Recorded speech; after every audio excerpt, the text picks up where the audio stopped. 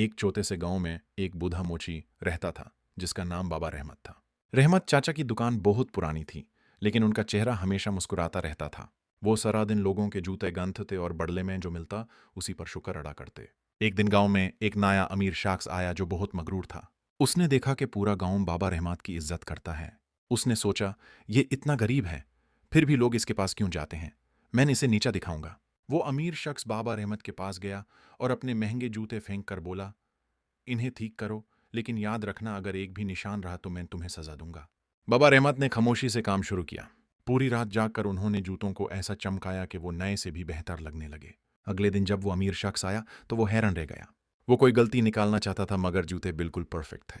गुस्से में उसने एक सोने का सिक्का जमीन पर फेंका और कहा, यह लो अपनी मजदूरी और याद रखना तुम्हारी पूरी जिंदगी की कमाई मेरे इस एक सिक्के के बराबर नहीं है। बाबा रहमत ने मुस्कुराकर वो सिक्का उठाया और पास ही बैठे एक यतीम बच्चे को दे दिया जो कई दिनों से भूखा था। अमीर शख्स चिल्लाया, पगल हो गए हो? वो सोने का सिक्का था। बाबा रहमत ने बड़े सुकून से जवाब दिया, साहब, आपने मुझे सिक्का दिया था मेरी मेहनत के लिए, लेकिन मैंने उसे दुआ में बदल दिया। आपकी दौलत सिर्फ जेब में रहती है, लेकिन मेरी दी हुई खैरात मेरे आखिरत के बैंक में जमा हो गई। सिक्का तो खर्च हो जाएगा मगर इस बच्चे की मुस्कुराहट हमेशा मेरे साथ रहेगी।